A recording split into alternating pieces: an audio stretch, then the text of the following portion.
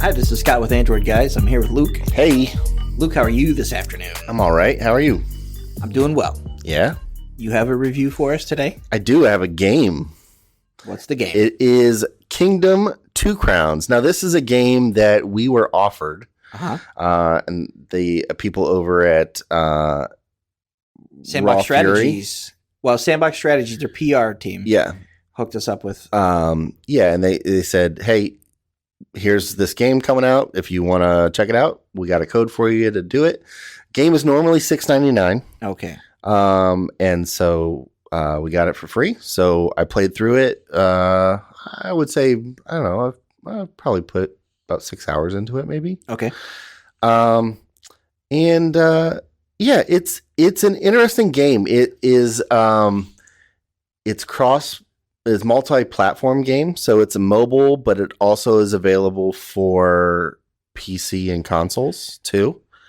It is a 16-bit graphics style side-scrolling game where you are you're a person on a horse and you're traveling along, this land, and you have a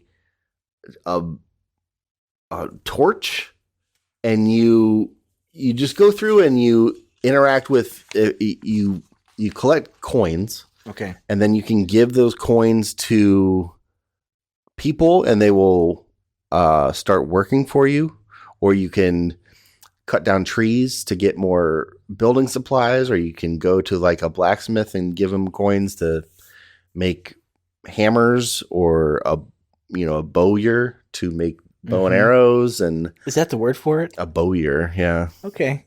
I would have been cool. I would have believed anything. Yeah, a bowsmith. A bowsmith. But yeah, that's kind of the whole game. There's more things to build and interact with. You can build ships. So in this one, this is the second version of a game. Okay. This one adds in kind of like a Norse kind of feel to it. And then there are a couple other lands. I haven't unlocked those yet. I don't remember exactly what they are. One I think is like a feudal Japan kind of thing, and then there's another one. But the gameplay is very simple. You're scrolling left and right. You can make your horse walk, or you can make your horse like gallop, and you go through and just interact with different things. Now the controls of the game are very interesting on mobile, because it's you're swiping just left and right to go left and right, and then you're swiping up or down to do different things. If you swipe down, you interact with wherever you're at in the map. You'll interact with a place to build, or a place to cut down trees, or a place to make more bows or hammers or whatever. Or if you swipe up, you can drop a coin, and if there's a person around, they will come and grab the coin, and then that signifies that you're hiring them, and they'll go and kind of their autonomic. They kind of just do what they're supposed to do, and you don't have to control them or anything. Okay. Yeah.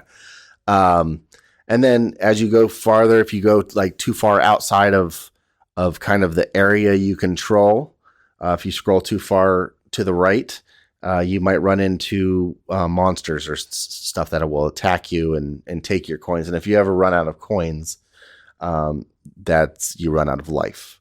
Okay. And that's how you lose.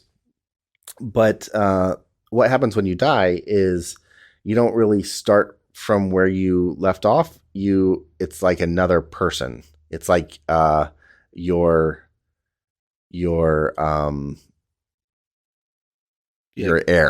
kind of takes over. Pick up the story from here. Right. Okay. And that person might look a little different. It's the same gameplay, same point at which your kingdom was at, so to speak, whether you had certain buildings built or different things, but you're a different person.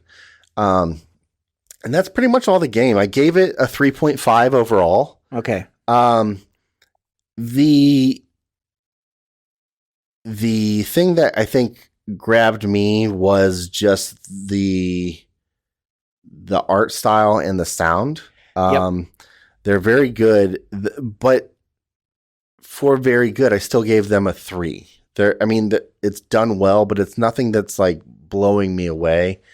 Replay value, I gave it a 4 because there's a lot of game there, especially with the other unlockable lands and stuff like that. But I don't know if it's my style of game. As far as just, and from what I've read on online and different reviews, I think part of the experience is just rough on mobile. The swipe gesture for swiping up and down isn't. That was going to be my question, since it is available for other platforms. Right. Do you think a D-pad makes more sense? I sense? think so, and just keyboard, just having buttons that you hit to do things versus swiping up and down. Because I find myself, if I walk away for a couple days and then come back to it and play it, I'm having to remember, oh wait, am I swiping up or down right now? And there's no, in the menu system, there's a lot of things to do in the menu, and there is like a co-op kind of gameplay mode where you can help other people with their kingdom. But in the menu system, there is no just controls that tell you, again, what to do. There's a tutorial that takes you through when you first start the game. It takes you through, like, here's where you swipe, and here's go left and right. Here's how you mark things. Here's how you hire people and all this kind of stuff. But if you forget that, there's no way to pull that back up and tell you what the controls are. So, gotcha. Also, when you mention cross-platform, is it? Do you know if you're interacting with people who are just on the mobile version? I don't know that because I haven't played with anybody else. Okay. In the game. You can play just the regular story game, and it's just you. You're just playing a single player game. And from what you can tell, is it obvious that if you have an account here, are you able to pick up? I would assume so. I don't know for a fact. Do you have like a user login? It's tied to my Play Store account. Okay. So I don't know if you would be able to probably log in with Google on a computer, and maybe it just pulls that info. Okay. But it's it's one of those games that it's cool and it's fun to play. I'm not finding myself wanting to play it. Okay. I'm not finding myself going, oh man, I can't wait to see what happens next, because it doesn't feel like there's much of a story. Okay. To me. But yeah, overall it's a 3.5. Ads and notifications, you don't have any of that. But yeah, you're paying $7 for a game. Yeah. And so there's no ads, no notifications. That's nice. And everything in the game is polished. It's a very distinct art style. Mm-hmm. The music fits right along with it, so that all works. But it's a little bit too light for a game of that price. Okay. To me. Yeah.